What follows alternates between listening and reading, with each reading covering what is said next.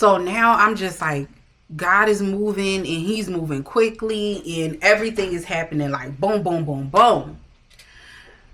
Mind you, I had started to pack when? Back in May.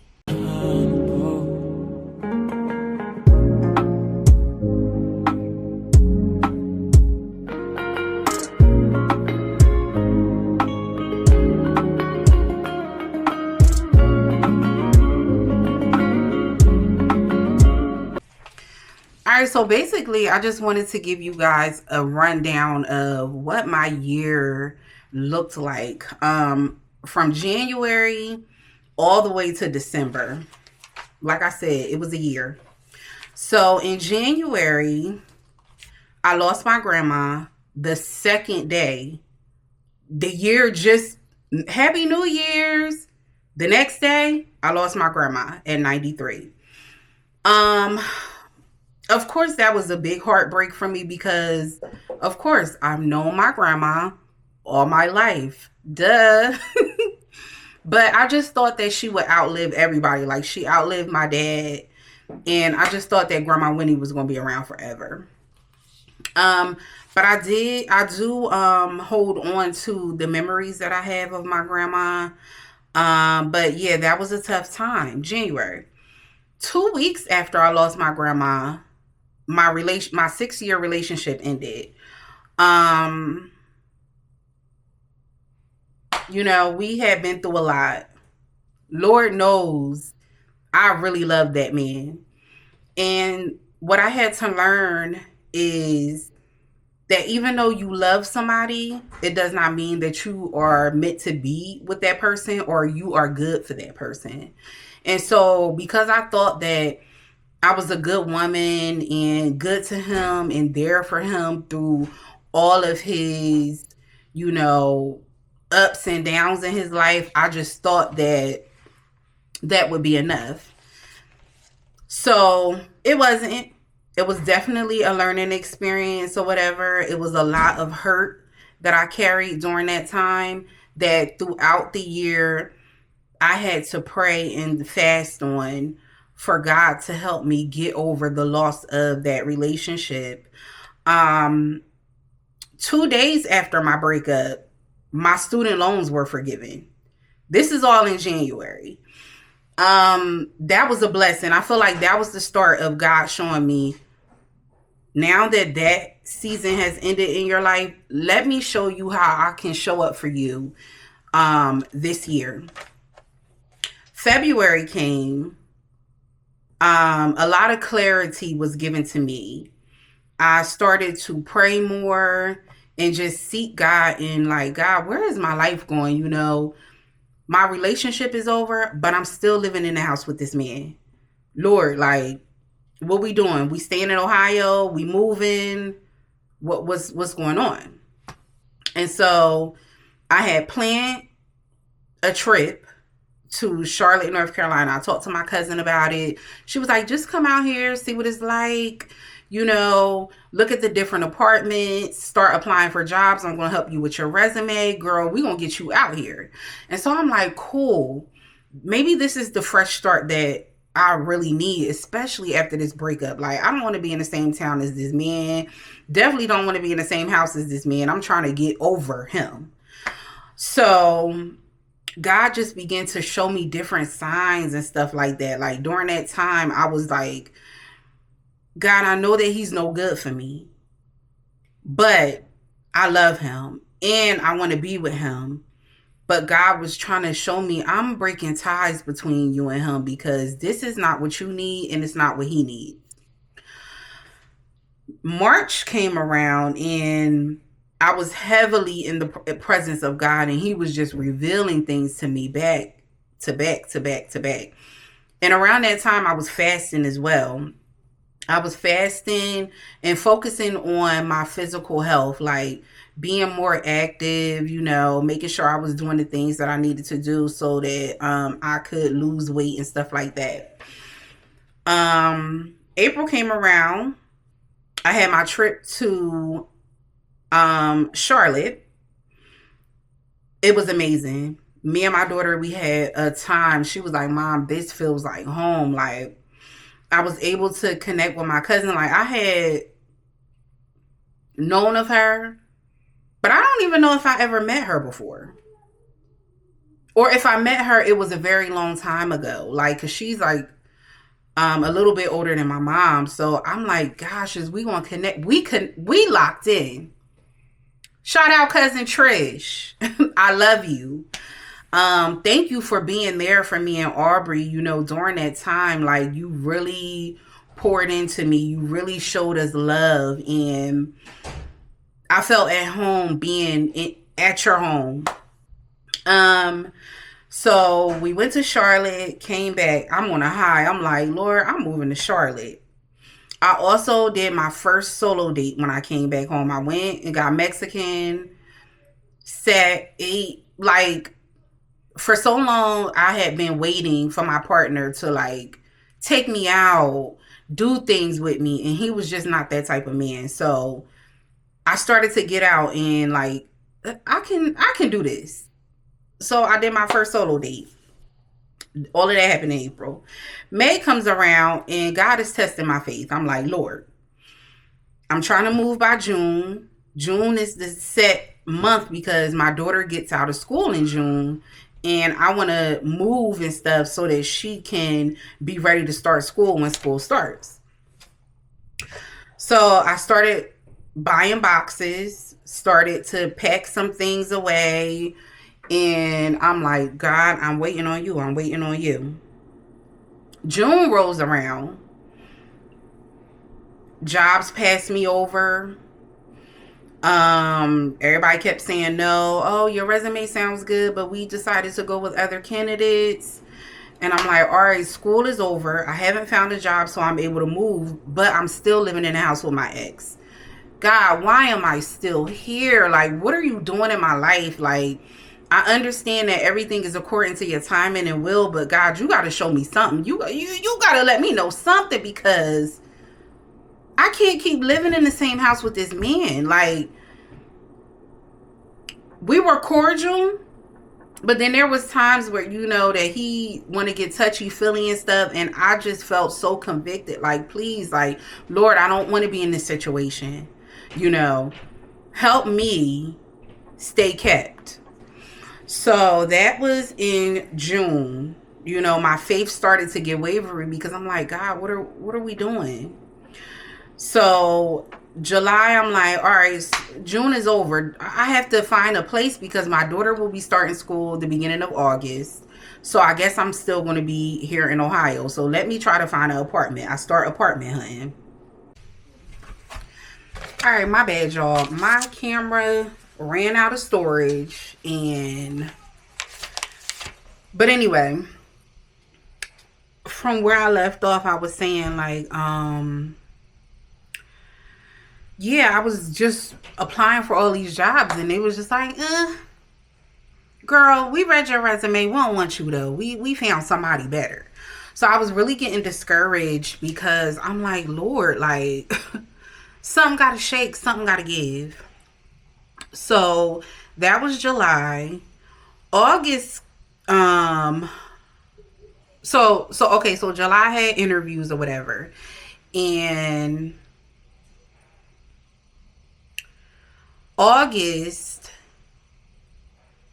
I heard back from one of the jobs that I had interviewed to back in July.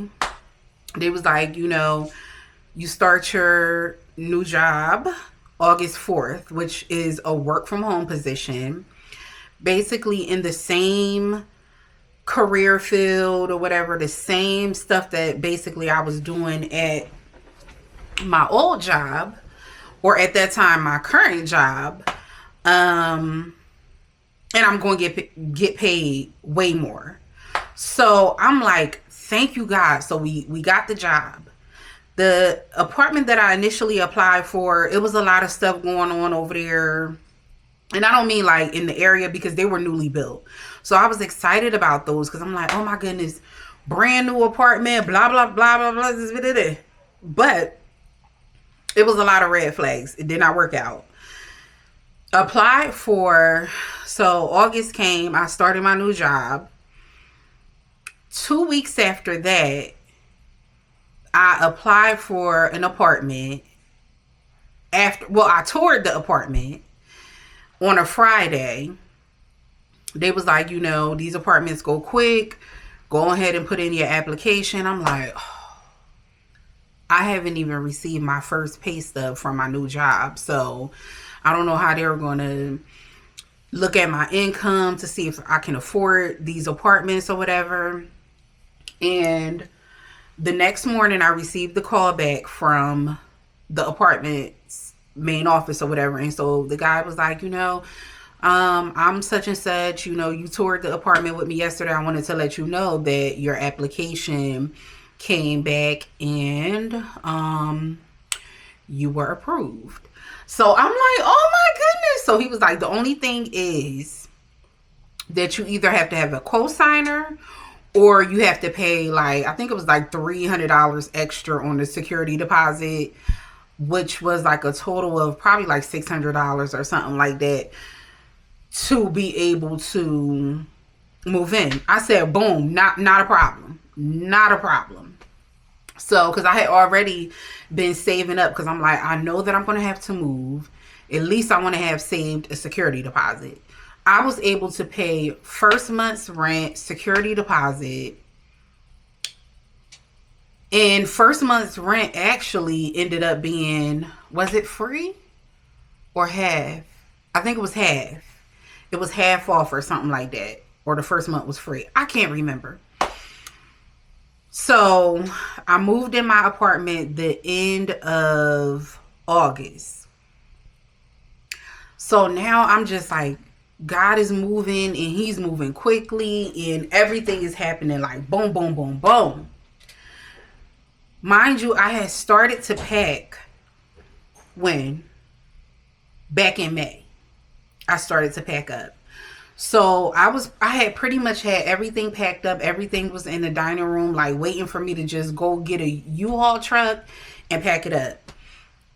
The day of my move from the house with my ex, mind you, he was nowhere to be found that day. So anyway, it ended up just being me and my daughter moving everything on our own or whatever. We got everything moved into the apartment in 2 hours.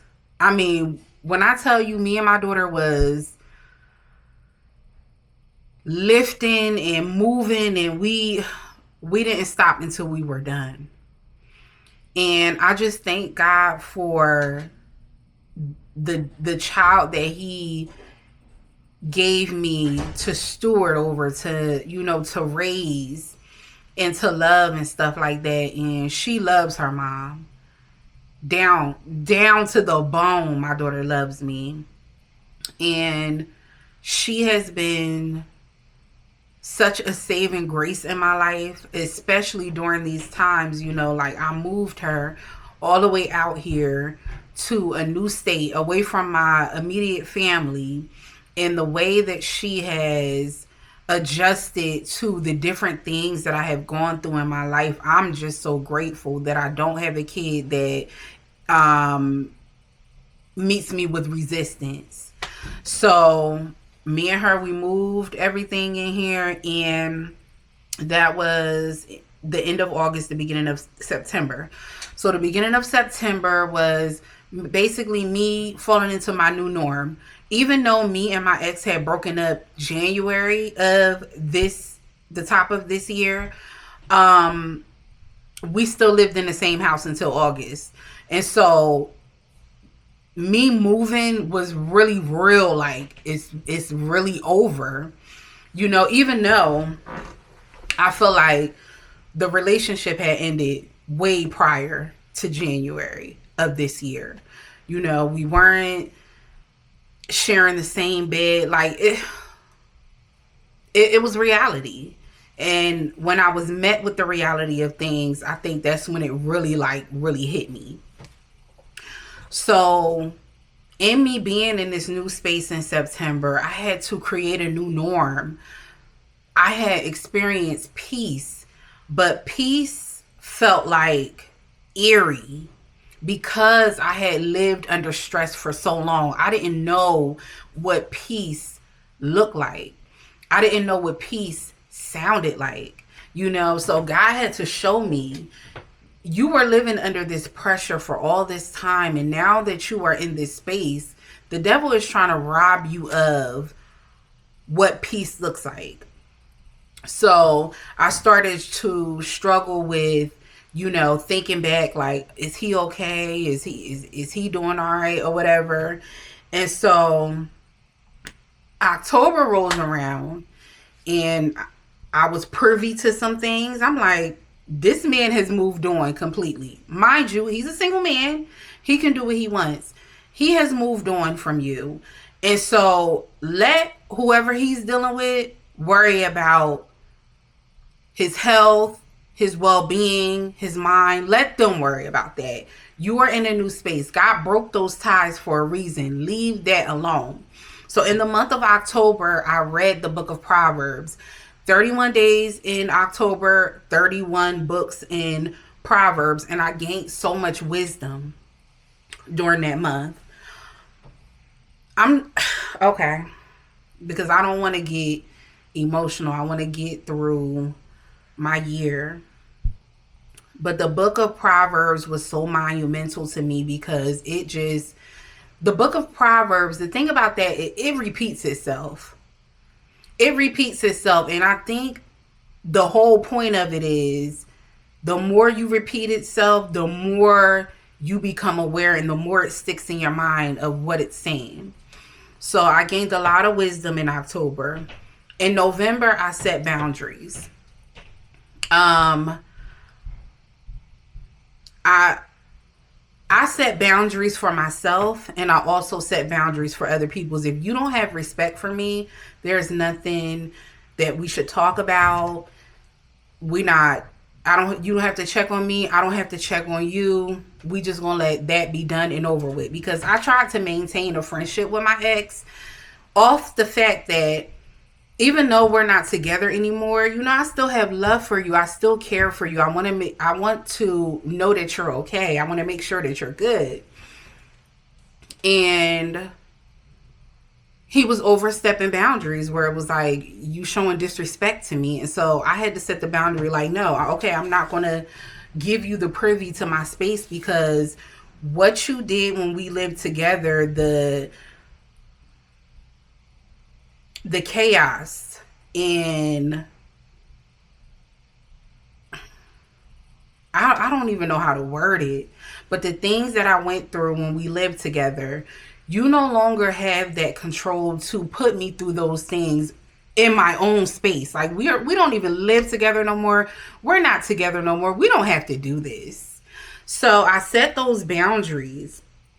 December comes and I've made peace with it. I'm like, this is not something that I want to bring into the new year, because we ended things around this time. I felt it around this time. When I read my journal back today in December of last year, I felt the breaking. Did not understand what that feeling was until later on in January when we actually broke up, but I already felt it.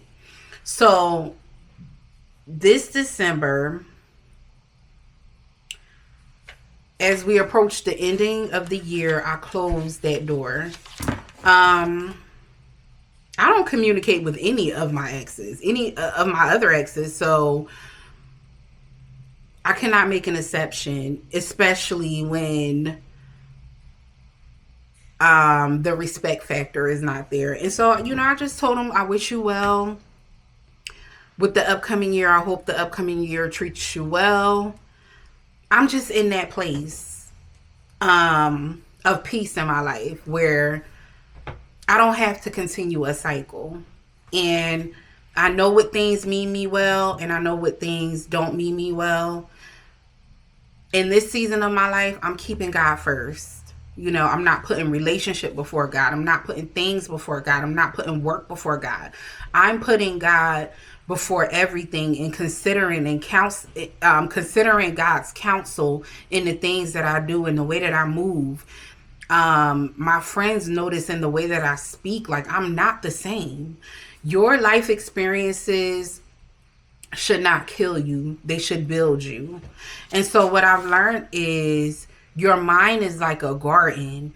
You have to be careful what seeds you plant in it, because what seeds will bring forth fruit. And so, whatever you plant, that's the fruit that you're going to get. You also have to be careful of the seeds that other people try to plant in your garden, which is your mind. When those things take root, they flourish, even if it's something that you did not put there yourself. So, what I'm leaving in 2025 is insecurities of me not being enough for somebody. I've learned that it just because something did not work out does not mean that I'm not enough. It just means that I'm not good for you and you're not good for me. However, I will be good for the person that I'm meant to be good for. And so insecurities are left in 2025, and confidence is being bought in 2026, because no matter what has happened in my past, I truly believe that God has who he has for me. Oh, my husband is out there. Trust and believe. And when it's his time for us to meet, I'm going to be ready. I'm going to be ready, boo-boo. Trust me. Clock it. Also, what I leave in 2025 is weakness. Weakness to other people, to the fact that I lose my own voice, that I filter myself so much that somebody can't understand what I'm saying because I don't want to hurt them. So I leave that in 2025, and in 2026, I bring strength. Strength to speak up and let my voice be known and heard. I also leave fear in 2025. The fear of rejection, the fear of no's, because those no's that I had in 2025 led up to a yes that was meant for me. So all of those jobs that kept saying no, we chose somebody else. Thank you for choosing somebody else, because I was able to say yes to the job that was for me. Now I'm working from home and I'm able to be here with my daughter. I'm able to see her off to school. I'm able to see her when she gets home, and I don't have to worry about that, in the fact that it's just me and her. I leave idols in 2025. Anything that I picked up in place of God, I leave that in 2025, and I take God with me to 2026, because he is my driving force. He is my purpose. He is my reason. He is the author and finisher of my fate. I leave chaos in 2025, and I bring peace with me into 2026, because now I know what peace looks like. I know what love looks like. So I leave chaos in, what do they call it? Toxic behaviors and stuff. I leave that in 2025. And I take peace with me to 2026 for sure. That is coming along with me, because God has given me that peace. I'm taking it with me. I leave sadness in 2025, because God has given me joy. Joy beyond what I could ever perceive. Like, from reading my journal from the top of the year all the way up until now, I'm just like, God, the nights that I've cried, The nights that I was sad, the nights that I didn't know what you were doing, you made a way. So I leave the sadness in 2025 and I bring joy with me into 2026. These are the things that I look forward to.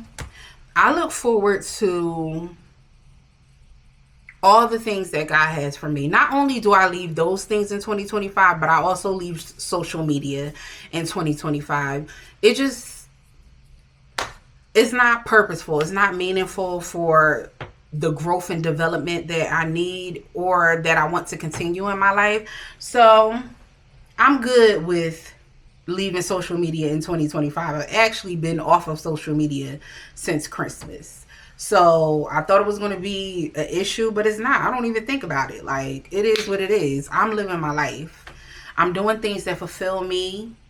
And I just want to make sure that I'm available to God and what He's doing in my life. So, and this is for anybody else that's out there that has gone through so much this year. Don't feel saddened by it. Feel empowered. Feel strengthened. Feel what you feel. But just know that everything that happens for a reason, even if you don't understand what that reasoning is at that point in time. God will reveal to you what you need to know when you need to know it, and that is true. One thing about God, He is faithful and He is true, and He's always on time. So I would like to wish you guys a happy new year. I wish the best for you. I wish health, prosperity, motivation, faith, closer relationship with God. And I pray that God gives you the desires of your heart if it's aligned with His will and His purpose for your life. Stay encouraged. Know that God is always by your side for whatever you're going through. Until we meet again next year, I would like to thank you for stopping by, for being here for your girl throughout this year, because it's been a roller coaster. I love you guys. Stay blessed and stay safe tonight. Until 2026, I'll see y'all later.